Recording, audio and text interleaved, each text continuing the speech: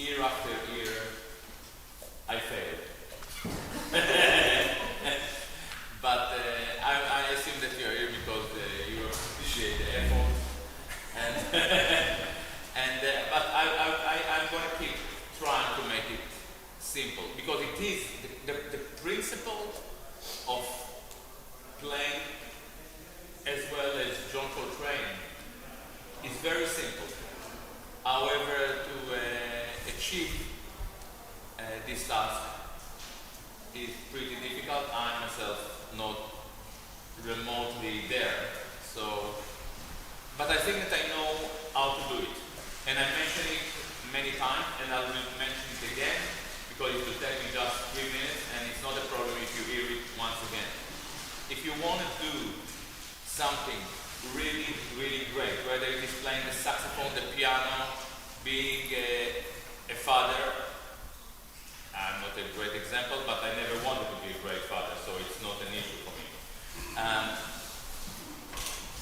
Hello. The way to improve yourself and accomplish your objectives is very simple. The most important thing, number one, is identifying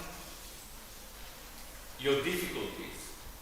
What is it that hinders, that stops you from being great? So if you are a saxophonist, it can be time, it can be tuning, it can be understanding of harmony, it can be technique. If you are a singer, it can be intonation, it can be your some technical things, how to move from one type of voice to another one. Pianists, if you don't like to sit, it is a problem, you know, and so on and so on.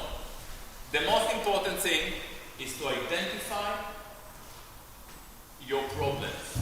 To be honest with yourself. Now, to be honest is very difficult. Look at our politicians. Yeah, to be honest is very difficult, and to be honest with yourself is even more difficult because we are all living in denial. What does it mean that we are living in denial? We deny our true problems. So we take the saxophone and we do all the things that we are good at, and we never worked on these things that we are not good at.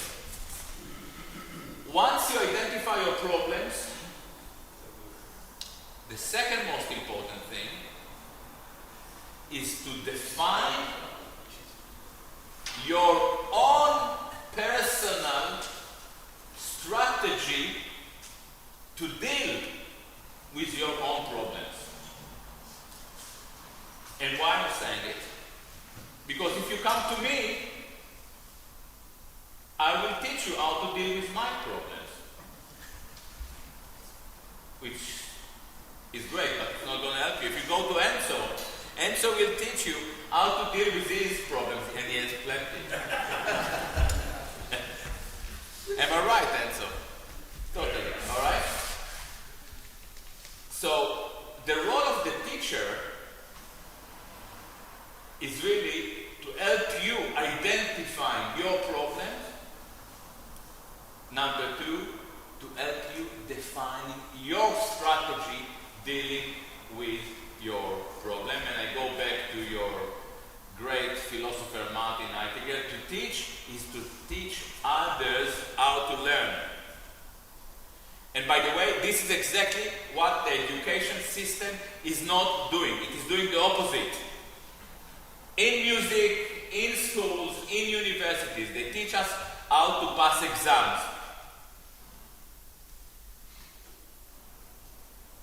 They don't teach us how to solve problems. They don't teach us how to teach ourselves, because this is too dangerous. Alright? This is what we're trying to do here. To make sure that you face your problems and you draw the right conclusion. By the way, I was downstairs yesterday and I was listening to the jam few of you got much better. So it means that we are doing the right thing. I mean, obviously when I listen to the teachers, they go, every year they get much better. In these courses, the teachers always get so much better every year. It's so encouraging. But you also get better. And this is great. And I think that it's a great compliment to the teachers here.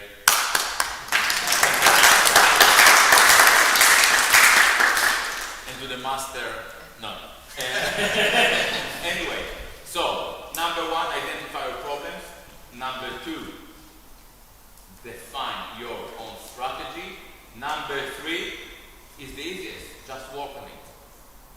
Just wake up in the morning and know that today you have to spend some time doing A, B, C, and when it gets really better, then there will be another problem that you have to address. And ideally, you have to get to the point where you say, I have really 2-3 problems, and I will invent this exercise that will address these problems. So for instance, if you want to work on scales,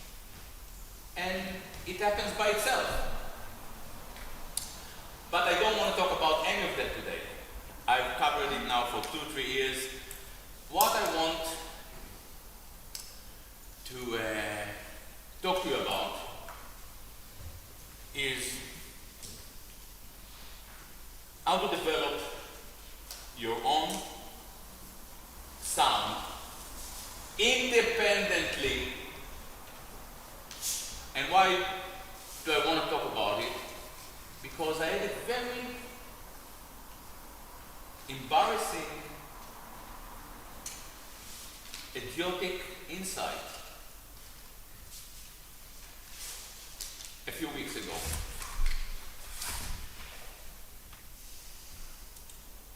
I guess that many of you, if not all of you, really like this kind of old jazz when you listen to bebop, Berg with Dizzy or Miles Quintet with Cannonball and Trent. Am I right? there is something really, really, really special in this music that pretty much disappeared from jazz. We all agree. Why? Have you ever thought about it? Why?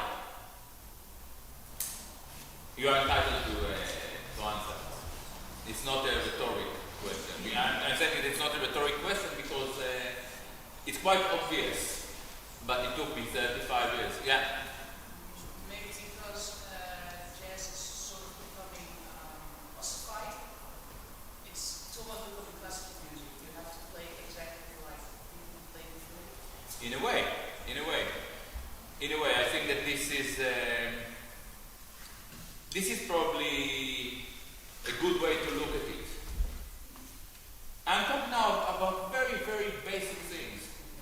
When you listen to Miles Quintet, I never check, but you check out how long the tunes are. But Miles is playing the melody, or Cannonball will play the melody, and it has a very unique color. And then Coltrane will take a solo, and it sounds like nothing else at the time, at least. And then Miles will play a solo, and it's very much around the melody, but with few strange notes, with very strange kind of sound, with a mute, and some notes will be really weird, and it definitely sounds very different from Coltrane. And then Cannonball will play a solo, and it sounds like nothing that resembles the previous two solos. So you basically listen to 6 minutes of music, and it moves through such a huge spectrum of landscapes. Everyone, Coltrane, Miles, Cannonball, Philly Joe Jones, Red Garden, they all come from very, very different places. Playing completely different kind of voices, different kind of rhythmic approach, melodic approach, harmonic approach. And then the tune ends and you say, wow, what a journey. This is gone. Why this is gone? Because of, I was about to say fucking, but I didn't. Jazz education. Jazz education made sure that we all play the same solo on different instruments. Because we all know the same rhythmic theory, we all learn the same harmonic theory, we all learn the same pentatonic and the same hexatonic. We all sound the fucking same. And when I go a bit, I go into pentatonic and do side slip or whatever, one of these tricks, the pianist knows exactly where I am, so it goes with me. And it becomes repetitive, masturbatory nonsense. And I'm not against masturbation. I mentioned it once again. I'm not. I've tried it once. It's amazing. But as an art form, it is not very convincing. And this is why we become a minority art form. We always been a minority art form, but now when we say minority, we have to give ourselves a compliment. This is why we don't attract young people. Rather than developing our own personal sound, we try to fit with kind of an educational program. Jazz is not about education. It's about spirit. It's about energy. It's about being meaningful rather than clever.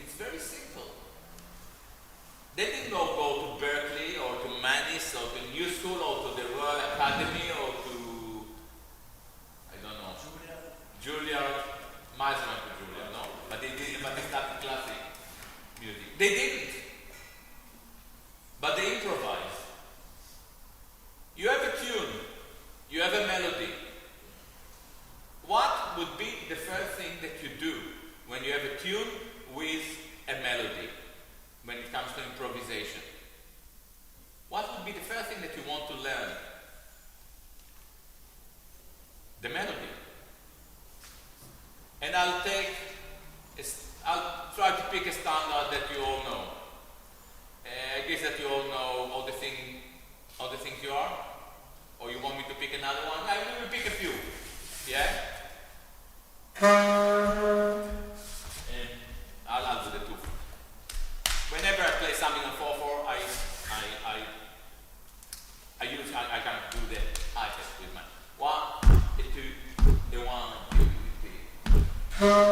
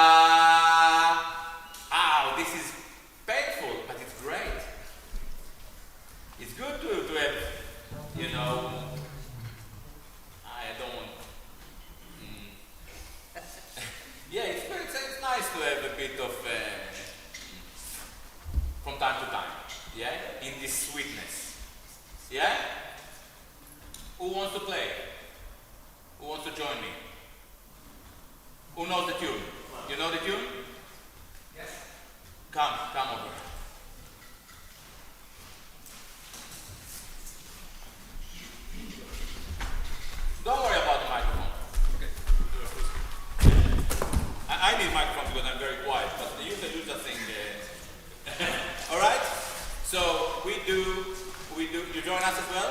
Great. We are doing very, very simple thing. We just visit now semitone down, semitone, on the melody. We do kind of A, B. All right? 1, 2, 3.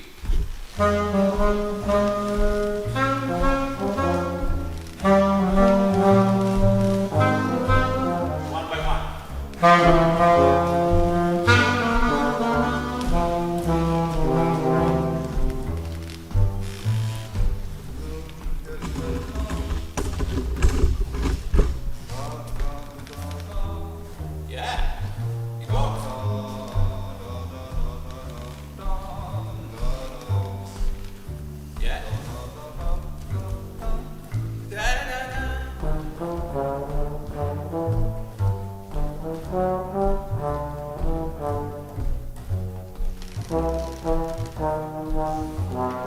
Okay, stop.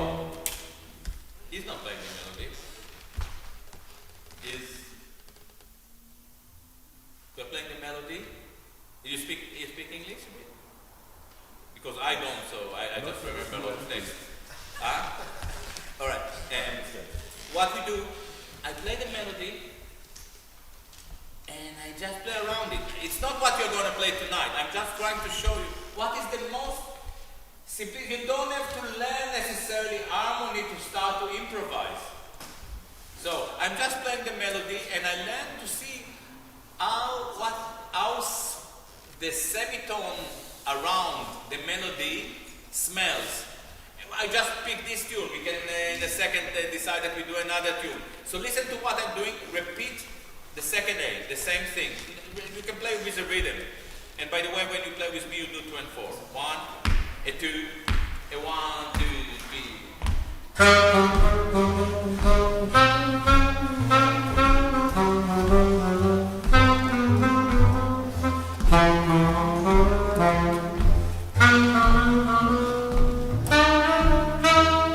You go.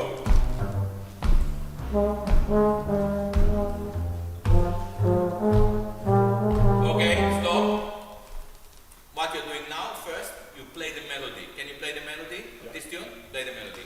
1, 2, 3, 4.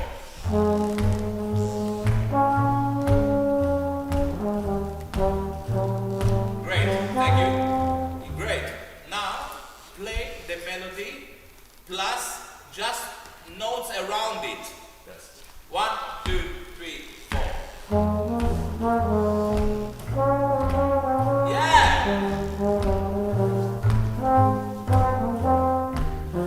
Great. It works, okay? Okay, now we play semitone below. Now we play all step above.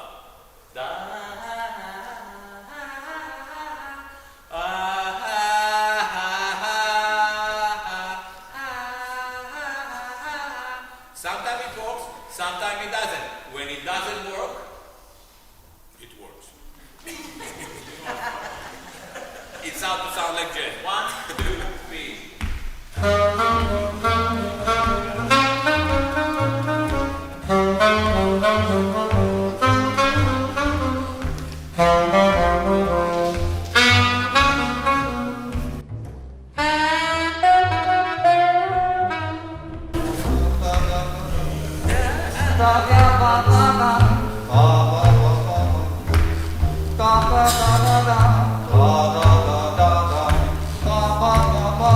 Okay, where's the problem? Where's the problem? You lost the melody! If you lose the melody, everything goes, it's not going to happen. Alright? This is why we have to know the melody really, really well, which many of us don't know anymore because we just want to improvise. Alright? You really have to know the melody very well. I'll do 4, you do 4. 1 step above. Okay? 1, 2, 3.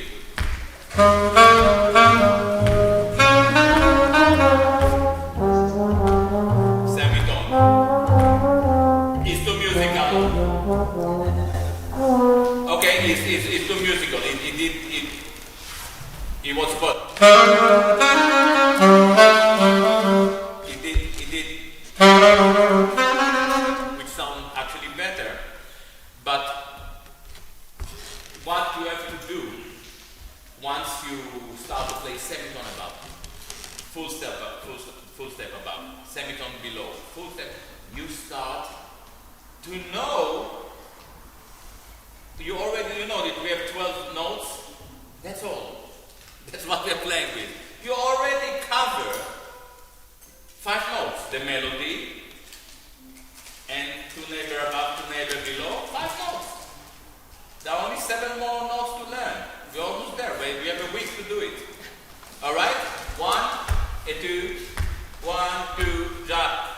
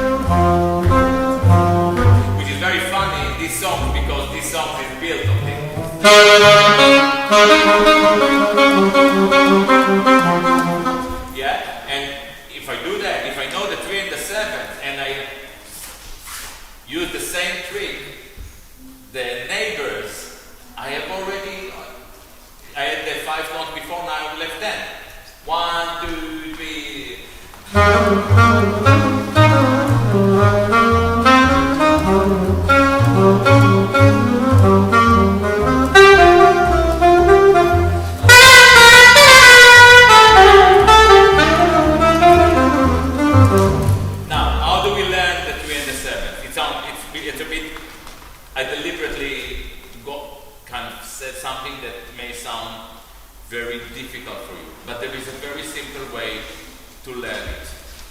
You play the root, the third, and the seventh.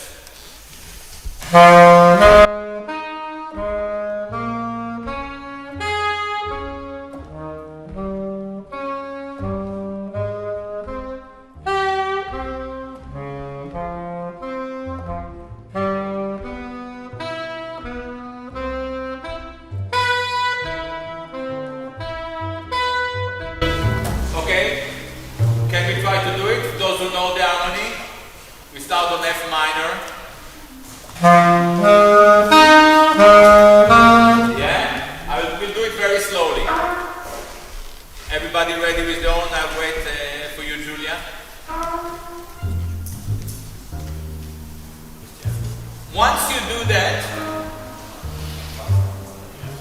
and okay, very important thing.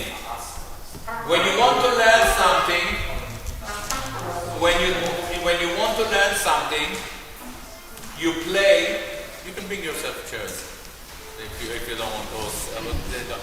If you want to learn something, you always play as fast as you can without mistakes, which means very slow, slower than you think usually. All right. And what is the whole idea here?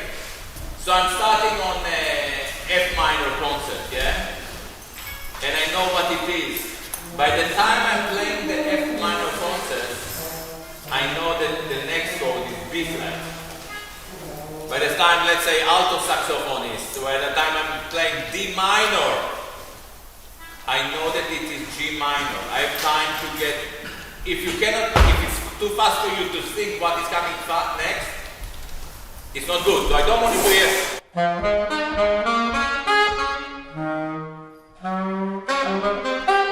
This is complete Scheiße.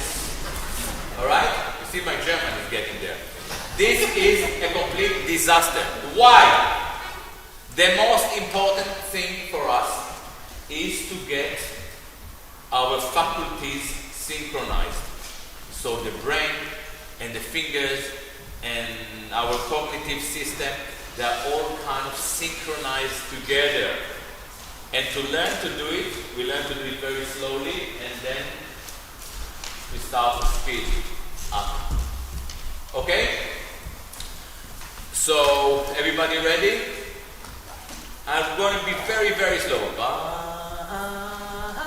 So every beat you can sing 1 bar, 2 bars, 5 bars ahead. 1, 2, 3.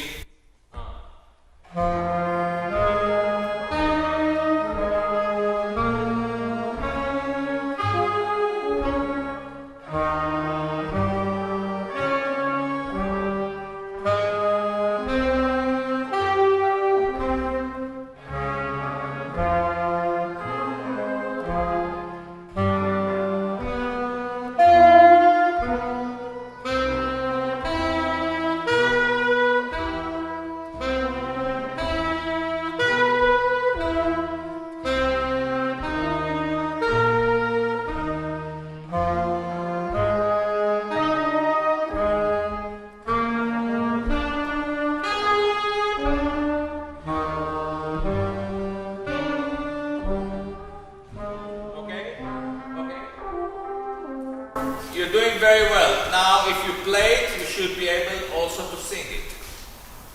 And you should be able to do... Yeah.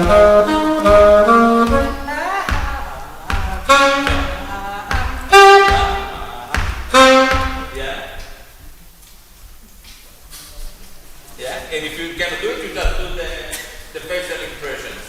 Yeah. And the notes come later. Alright? The next step is to forget about the one. The big problem that all saxophonists and trumpet players and singers, blah, blah, blah, have, including me, is that we sing D minor, we sing D. This is the last note that you want to think about when you see D minor. So if We play this thing one, the same tune. 1, 2, 3,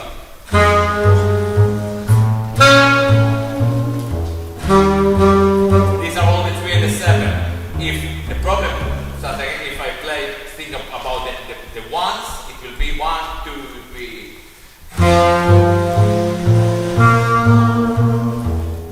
It sounds like classical music.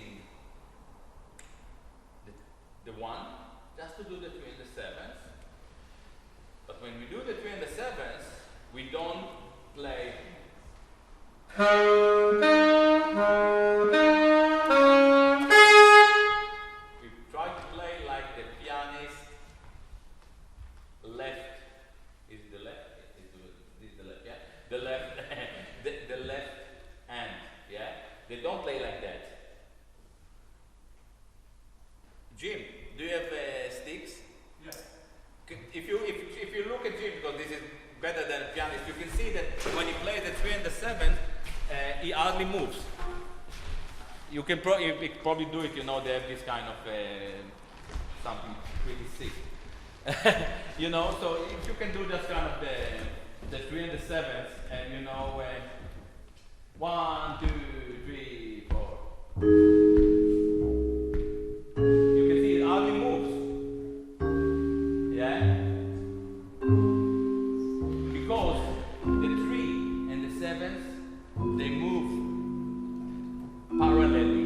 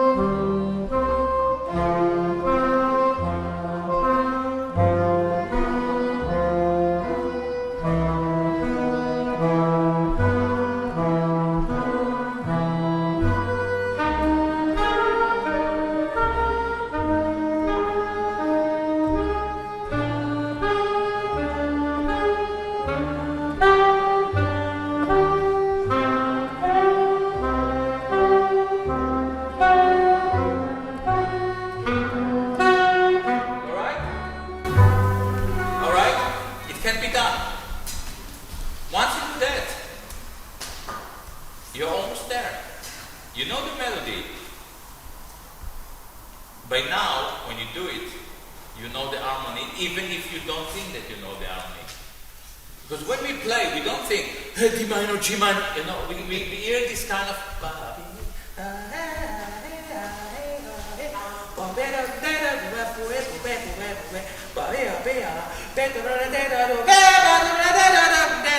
we hear that kind of move. And when you have it, this is the real meaning of knowing the harmony. It's not arbitrary arpeggio. This arpeggio, these chords, no, are really the skeleton of the song. Everything happens around that. 1, 2, 3.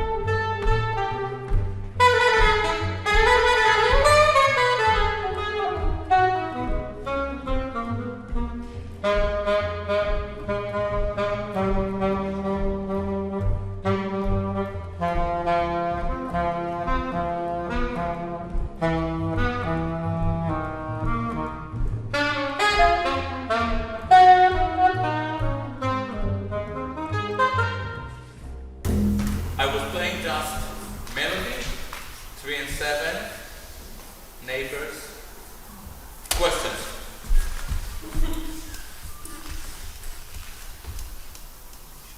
You must come. If it's that clear, you can go on.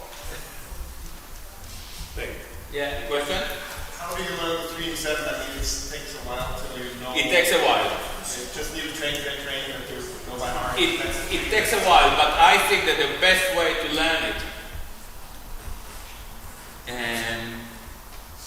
is to buy my new application. It is called I3 and 7. No. It's called I'm37. No, I'm not selling an application here. The best way to learn it is to put the metronome on 60 or 55 and to take a tune that you want to learn and to play first the melody. Give me a tune. All of me. All of me. You know it?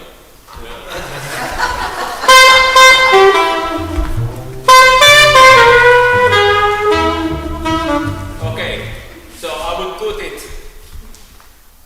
on 60. 1 and 2 and 1, 3.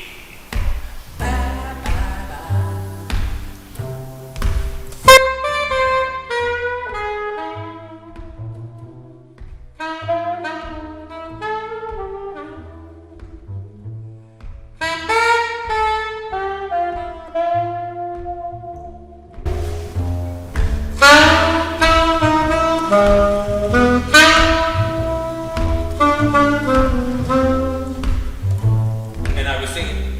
Be ba boo wa, boo ba boo, be boo ba be ba ba ba. All of me is the only lyrics that I know. Just take them. All why don't they all of me? And lyrics I know never learn to play them. Ba be ba boo, ba be ba boo ba. And the next time that I play it, once I know it, very slow. We do everything slowly. Sounds slow sounds always better. Not necessarily. But the next time that I'm playing, I will start to fiddle with the melody.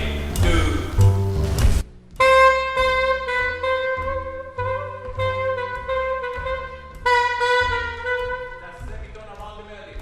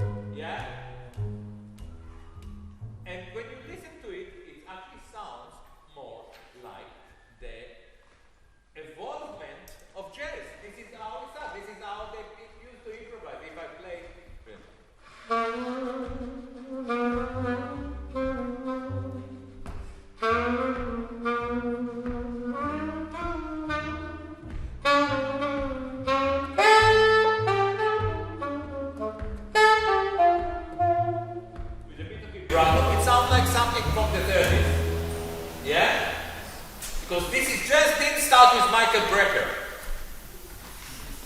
Not even with Dizzy Gillespie.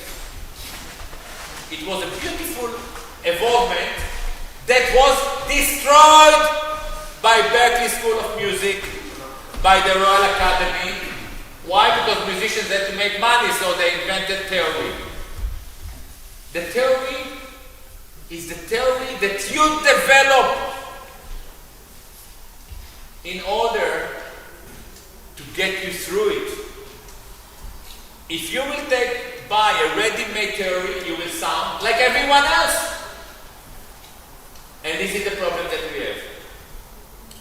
Have you ever thought about it? We have a great trumpet player here, Tobias. Trumpet-wise, was Miles Davis the best trumpet technically? But was Miles Davis the best trumpet player at the time? Or ever? No way. No way, you said, yeah? I'll tell you something else. Coltrane was probably technically the best saxophonist. Why do we remember? Why Miles Davis? Miles Davis is a house name. Clifford Brown isn't. Even Dizzy isn't. One sound. He sounded like no one else. Bird sounded like no one else. This is what you want. To sound like no one else. But to sound like no one else, that people still want to hear it. This is the dilemma. I sound like no one else, but all right? Okay, so we were playing, and in order to sound like no one else, you have to know as well how everybody else is sounding. And this is why you go through this process of evolvement. You listen to the music, you understand the way it evolved, and this is the way it evolved. It evolved from melodies. There were melodies. Another very important thing, all those melodies, all of me. I grew up in Czechoslovakia. In Czechoslovakia, we didn't, both Czech musicians. In Czechoslovakia, we didn't have our mothers singing to us in churches just every night, which is all of me in Czech. Yeah, we didn't have, so we actually took this music as kind of third generation after it was many renditions and interpreted. And actually, in fact, I know, and you also, we know that jazz tunes, not the way they were sung in a musical in Broadway in the 40s, but maybe our grandparents know. You know them the way they were interpreted by Bird, by Coltrane, by Duke. Alright? So we're already missing a lot. We have to dig into it. You should listen to it. Exactly. To understand where this music came from. Now we go to your question. We go back to you. So we play the melody. We played around the melody, very close, semitone, tone. It worked. And now we try to start to understand how it works harmonically. The most stupid thing that you can do is to get to your phone out and read it. Why? Because by doing that, you don't develop your ears, you develop your eyes. Music is not about the way it looks, it's about the way it sounds. Alright? Try to avoid looking at your iPhones. If you are in a jam session and they play a tune that you don't know, try to figure out what it is. And try to do it while not disturbing the others.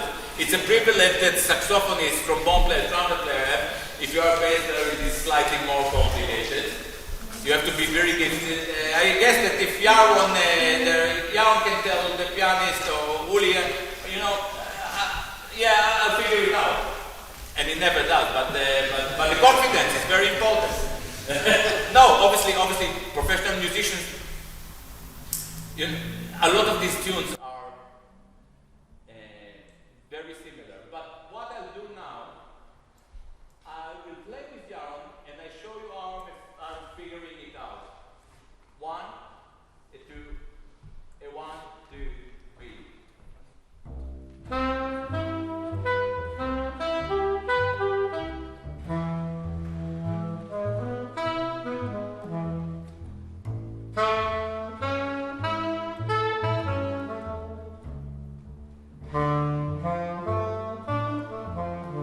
Okay, now I have a bit of experience and actually I played this tune 20 years ago, but I'll try to figure it out while not knowing the tune. 1, 2, 3.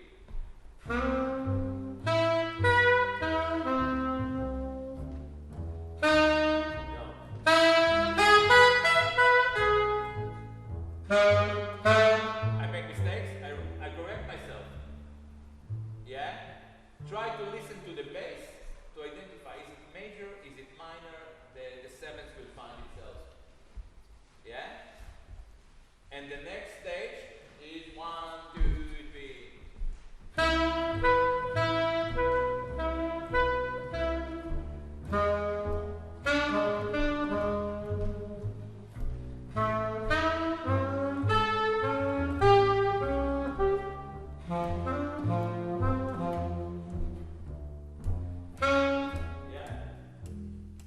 This is how you get there, and eventually you have the harmony,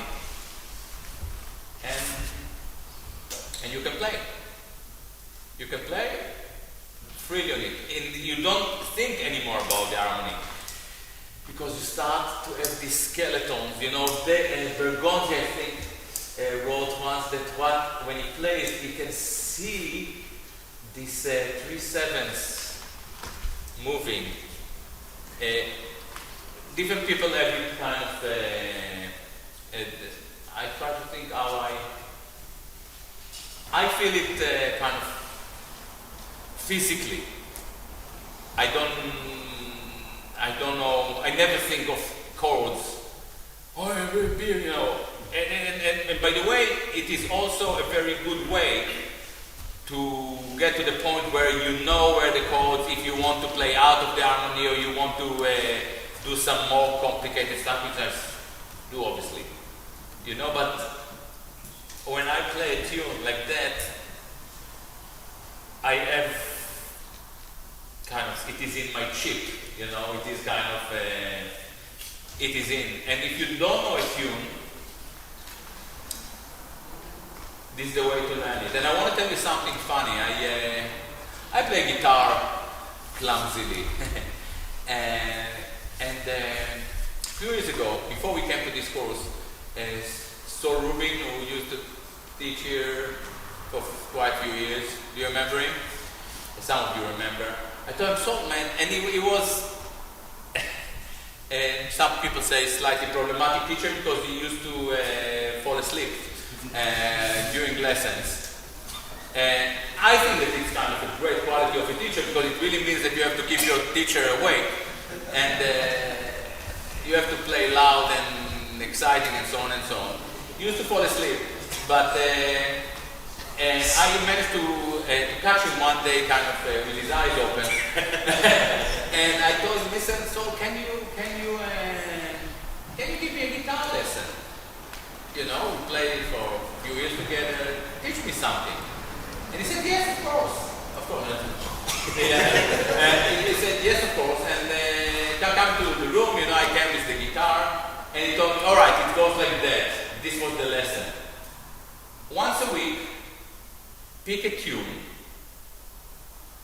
then learn to play pick a tune, learn to play the melody. Mistakes, you repair, you learn to play the melody, play the harmony. Number 2, play the harmony, and then start to make an arrangement. And I said, that's it. This was the lesson. So fuck off, man. You told me try it. Try it for 2 days. I tried it. It works. This is what it is. There is no reason to spend 50,000 a year on, in a New York idiotic school. That is what it is. Charlie Parker didn't go to Berkeley. The greatest musicians, they didn't even, believe it or not, they didn't even come to Saarwellingen. All right? It is all in your hands as long as you're serious about it. It is all about learning the tune, learning the melody, playing around the melody, starting to dig into the harmony, and things start to take care of their own. But remember, the most important thing is to develop your own strategy, so eventually you will have your own sound. You will have your own. Yaron and himself were playing, what is it like? 27 years together? 30 years? 52? 28 years. This is why he looks so young, And we have a band. We had a band, that was very, very, very successful. We played all over, and all over Hartlepool. We played all over. And guess what? We didn't play bebop. I was playing D minor.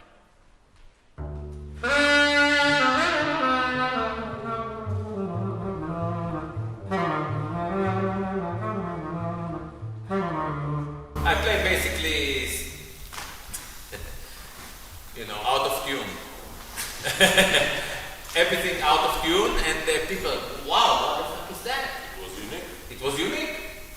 And I was myself quite frustrated because I thought, wow, now I'm playing in all the jazz festivals, but I always wanted to be a jazz musician, to play jazz, not to play my own music. So we made a kind of, theoretically it was a mistake, but I'm happy. This is the most important thing to me, at least. We decided to play more jazz, and this was the end of our fame. But really, when you listen to what people are hooked by, it's something that sounds fresh. And if you are here to learn to play jazz, you want to believe that you can make yourself sound fresh. All right? Allow yourself to search for your own voice by experimenting with given materials. Questions?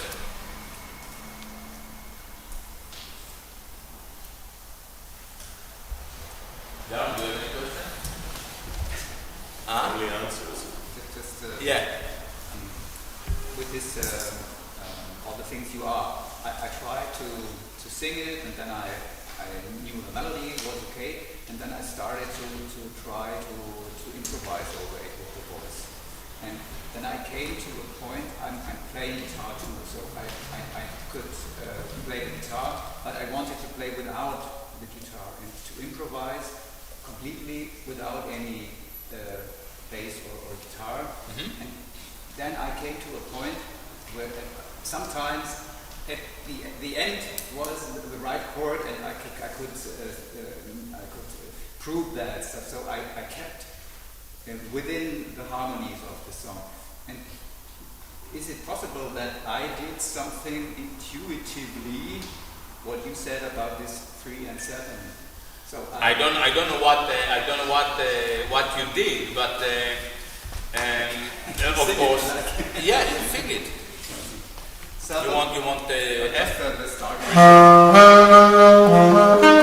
All the things you are, or what? You need a bass. Yeah, only the start.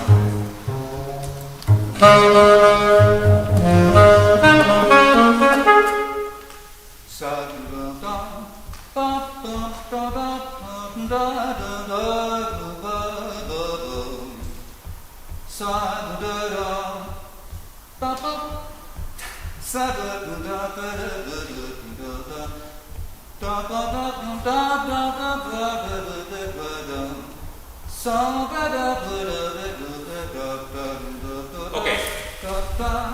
stop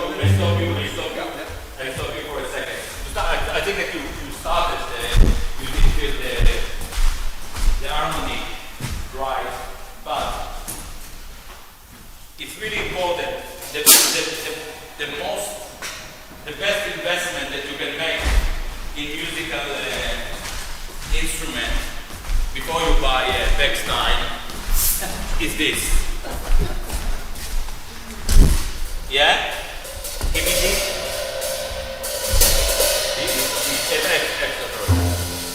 Ba ba boo boo boo ba de ba ba de ba ba boo be ba boo ba de be ba boo la be ba boo be ba and from time to ba ba de be do you know ba do la be ba boo ba be la de ba boo ba go be a boo boo ba de be ba la boo ba le do be ba be ba de ba better la bo better name bo better bo better bo bo ba bo bo ba ba ba de da do la do de da do de da do la de da do la de da do de do be de be ma de da do la de da do de me do de ba be ba ba bo ba do ba be ba do ba bo ba de be ba do ba bo ba ba be ba do ba bo ba be ba.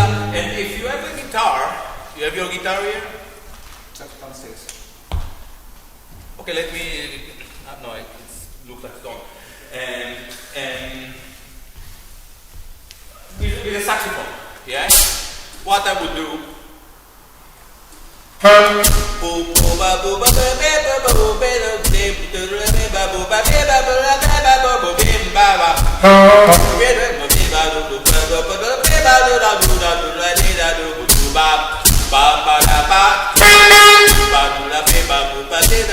So from time to time, check yourself with the guitar, with the instrument, with the piano, with the bass, with whatever.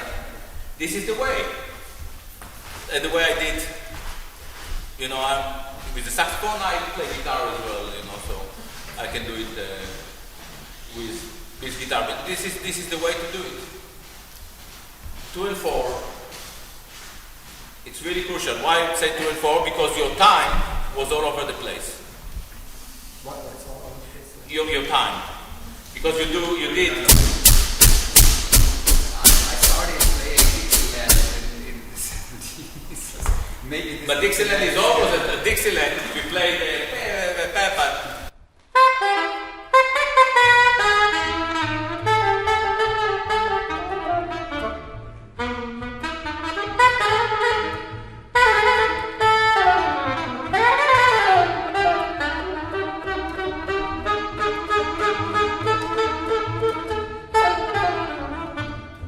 Dixieland is also on time. You see what I mean? And it's also, I'm just not fast enough but to do it, but also you can, you know, I'm not very good, you know, but You will buy also bass drum. Very important. and Enzo just opened a drum shop in Torino and he gives really good prices, you know, and it sticks for free for the. Especially if you come from Dixieland. Yeah. One is very important. Of course. You know, Of course. You can actually practice it this way. It's very useful. With bass drum. Just use your path for the bass. Of course. And then when you improvise, and then you sing. Try to do it. Me? No, give it to you. Okay. Okay. Do it slowly, not fast. Sorry, you have to. Only that No. 2 and 4, right? Yeah, I think. And now you put. Are you right hand? Yeah. Okay. Now you play with your right. Okay. Boom, boom. Now sing.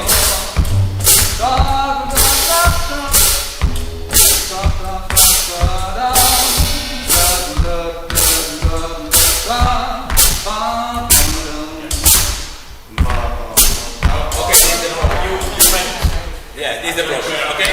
You got Now, it? Did you get it? You were now. switch. Okay, that's the way. You stop and you restart. This is by the way why I believe that for a monophonic instrument, the 2 and 4 are actually more crucial. I believe that once you have the 2 and 4, you can do it.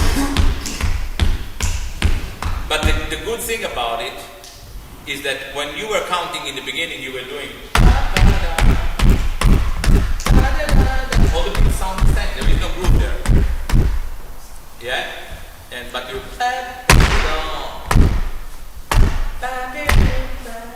this is where swing starts. And when you play with Yaro, if you play the same line with Yaro, you will play the one as well. Play. Do we all know this tune? Okay. We are going to sing it. Yeah, you can sing. You want the air? Yes.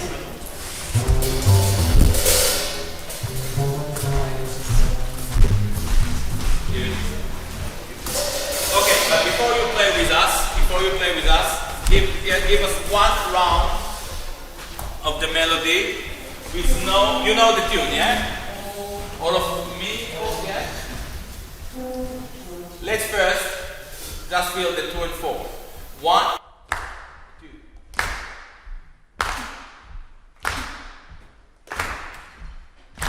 And now,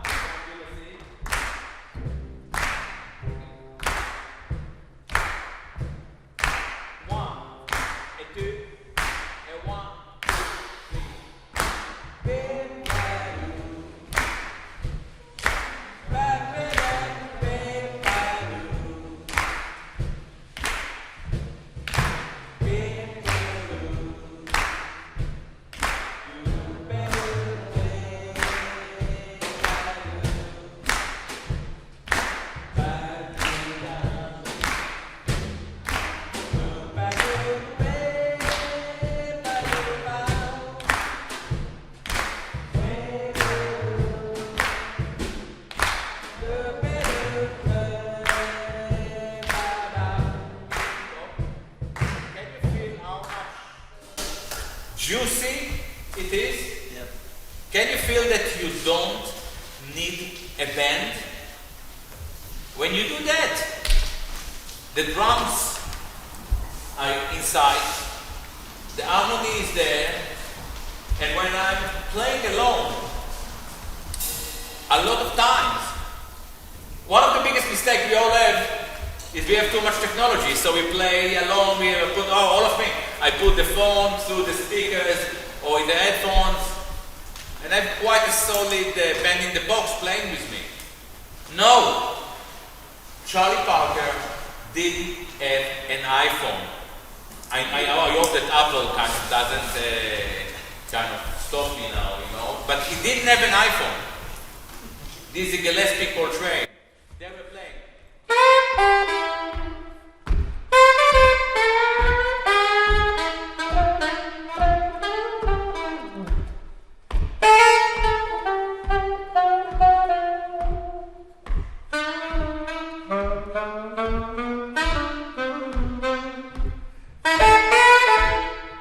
Tobias, can you come with the trumpet? Do you know this tune? No, don't like it. Okay, give me another tune that you like, simple, that everybody knows. Not on you? Then we never. Yeah? Come here. Yeah, you all know this tune? Okay, just the two of us to start with. Yeah, with 2 and 4, we both do 2 and 4. Okay? We will play the melodies, we will support each other, and you will see you don't need, maybe I'm wrong, but 1, 2, 1.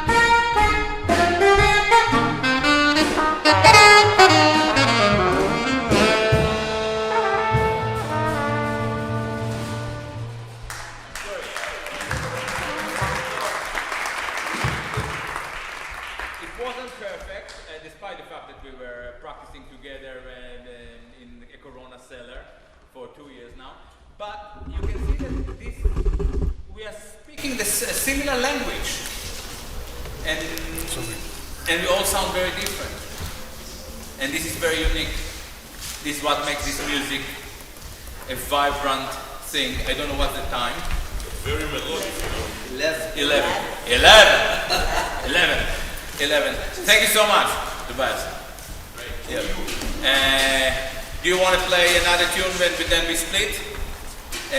With Julia and myself. What do you like to play?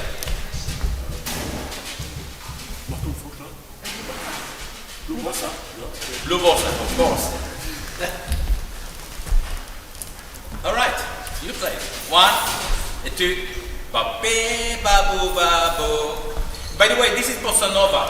And do you allow us to still doing for Bossa Nova as well? No, I'm serious. Yeah. I think that it works. Ba-be, try. 1 and 2, 1.